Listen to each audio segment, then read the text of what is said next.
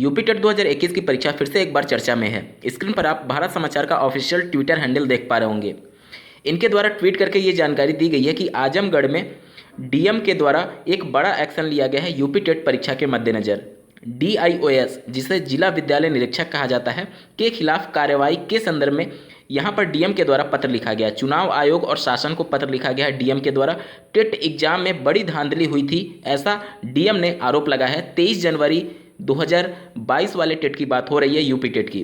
Police ने 22 लोगों को गिरफ्तार किया था और 2,70,000 कैश मिले थे और 48,50,000 चेक के रूप में बरामद हुआ था।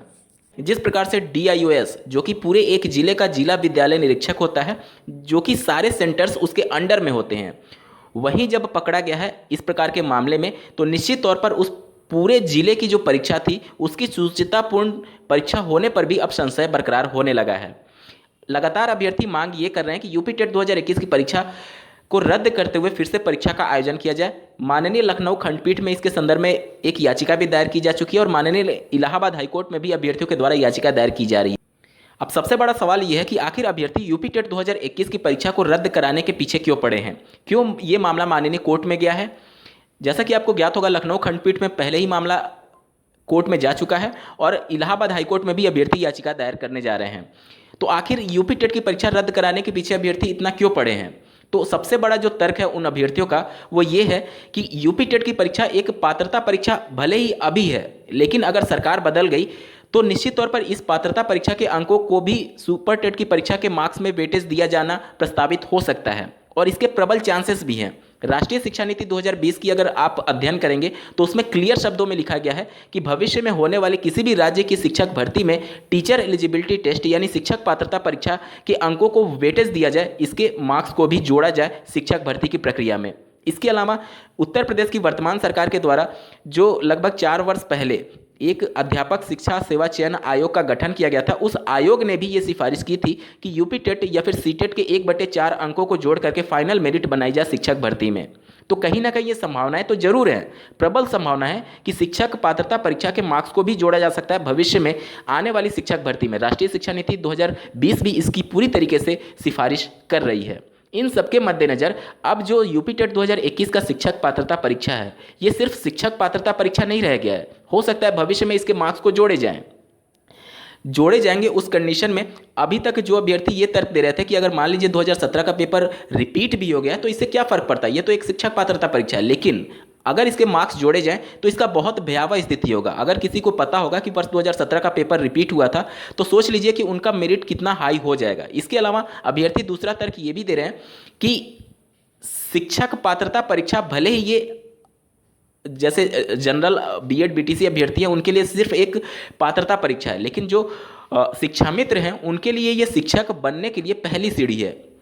अगर बात करें 69,000 सहायक अध्यापकों की भर्ती में, तो जो PNP के द्वारा डाटा पब्लिश किया गया था रिजल्ट के समय, उसके अनुसार 45,000 शिक्षा मित्र 69,000 सहायक अध्यापकों की भर्ती में सम्मिलित हुए थे। यानी कि टोटल 1,37,000 शिक्षा मित्र हैं, मान लीजिए 1.5 लाख के आसपास और शिक्षा मित्रों को मिला करके, तो 1.5 लाख में से लगभग 50,000 शिक्षा मित्र ही टेट क्वालिफाई थे। 1 लाख शिक्षा मित्र ऐसे हैं जो कि अभी तक टेट क्वालिफाई हैं ही नहीं, क्योंकि अगर वो टेट क्वालिफाई किए रहते तो 69,000 सहायक अध्यापकों की भर्ती में वो सम्मिलित हो रहे होते।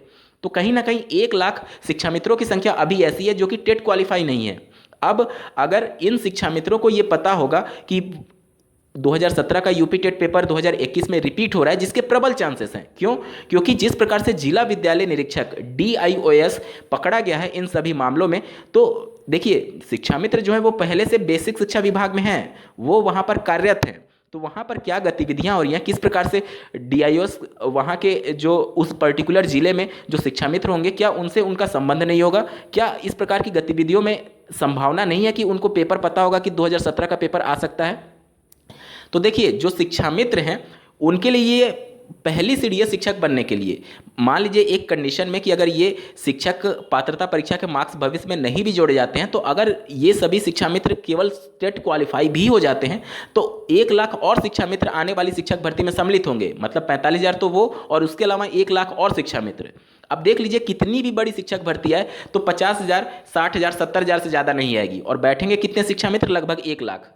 अब आपको शिक्षक भर्ती में चयनित होने के लिए आपको मेरिट में आना होगा, लेकिन शिक्षा मित्र अगर केवल सुपर टेट की परीक्षा क्वालिफाई भी कर लेते हैं, अगर कैटेगरी में है तो 90 अंक, और अगर अनरिजर्व कैटेगरी में है तो 97 अंक। अगर वो सिर्फ बॉर्डर पर पास भी कर लेते हैं तो उनका 100% सिलेक्शन हो जाएगा।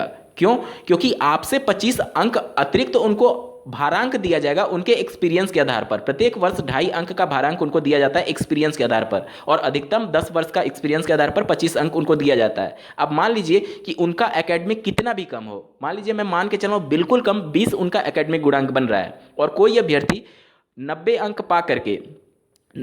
पा करके अगर रिजर्व कैटेगरी में वो क्वालिफाई करता है, तो 90 का जब आप 60% निकालेंगे, क्योंकि सुपर टेट में का 60% ही जुड़ता है, तो आपका 36 अंक आएगा। सबसे पहले 90 का 150 में प्रतिशत निकालेंगे तो 60% आएगा, और 60% का फिर 60% निकालेंगे तो 36 गुणांक बनेगा। ठीक है, तो उनका 36 गुणांक बन गया सुपर टेट में। 20 मैंने मान लिया, बिल्कुल कम मान लिया कि उनका एकेडमिक गुणांक था, तो 36 और 20 कितना हो गया? 56 हो गया। 56 के बाद से आपको 25 अंक उनको अतिरिक्त भारांक दिया जाएगा। तो 56 में अगर आप लोग 25 और जोड़ दें तो 56 और 5 61 और 20 81 उनका अंतरिम गुणांक बन जाएगा। अब जो लास्ट सुपर टेट की परीक्षा हुई थी 69,000 सहायक अध्यापकों की भर्ती, उसमें जो रिजर्व का कट ऑफ गया था वो 67.11 गया था। अब मान लीजिए कि 67.11 से ज़्यादा चला गया, 70 भी चला गया, तो भी शिक्षा मित्र का गुणांक कितना बन रहा था? 81 बन रहा था। इस कंडीशन में आप देखेंगे कि शिक्षा मित्र अगर केवल टेट क्वालिफाई भी कर लेते हैं और सुपर टेट केवल बॉर्डर पर ही रहते हैं, तो भी उनका मेरिट में वो टॉप पर रहेंगे आपसे, क्योंकि उनको 25 अंक अलग से दिया जा रहा है, आपसे अलग से दिया जा रहा है। तो आपका कितना भी एकेडमिक गुणांक क्यों ना हो, आपका चयन मुश्किल हो जाएगा। इस वजह से अभ्यर्थी इस बात का विरोध कर रहे हैं कि भविष्य में इस बात की संभावना है कि टीचर एलिजिबिलिटी टेस्ट यानी यूपी टेट के मार्क्स जोड़े जा सकते हैं, और अब ये सिर्फ पात्रता परीक्षा नहीं रह जाएगी भविष्य में। इस मामले को देखते हुए अभ्यर्थी लगातार ये मांग उठा रहे हैं कि वर्ष 2017 का पेपर रिपीट होने से हो सकता है कि कुछ अभ्यर्थियों को इसका पता हो। अभ्यर्थी ये मांग कर रहे हैं शासन से कि सबसे पहले पीएनपी में इस बात की जाँच हो कि किन किन को पता था पीएनपी में कि वर्ष 2017 का पेपर रिपीट किया जा रहा है। उन लोगों की भी जांच होनी चाहिए कि क्या वाकई में उनके द्वारा ये गलतीवश किया गया है या फिर जानबूझ करके किया गया है। तो इन सभी बातों को आधार बनाते हुए ये मामला माननीय कोर्ट गया है, और फरवरी के फर्स्ट वीक में अभ्यर्थियों के द्वारा ये सूचना दी जा रही है कि इस केस की सुनवाई हो सकती है। प्रदेश सरकार बिल्कुल भी नहीं चाहेगी यूपी टेट के पेपर फिर से रद्द हो, क्योंकि एक बार यूपी टेट पेपर लीक की वजह से, पेपर रद्द की वजह से सरकार की काफ़ी फजीयत हो चुकी है, और जिस प्रकार से विधानसभा चुनाव बिल्कुल सर पर है, अब सरकार बिल्कुल भी नहीं चाहेगी कि ये पेपर रद्द हो। लेकिन अभ्यर्थी अपने स्तर से संघर्ष जरूर कर रहे हैं इस पेपर को रद्द कराने के क्रम में, ताकि अगर भविष्य में इस मार्क्स को जोड़ने की नौबत आई तो कहीं उनका अहित ना हो जाए। आपको क्या लगता है, पेपर रद्द होना चाहिए अथवा नहीं? कमेंट करके जरूर बताइएगा, और ऐसे ही महत्वपूर्ण अपडेट के लिए इस चैनल को सब्सक्राइब करना ना भूलें। इस वीडियो को देखने के लिए आपका बहुत बहुत धन्यवाद। भगवान करे आपका दिन शुभ हो।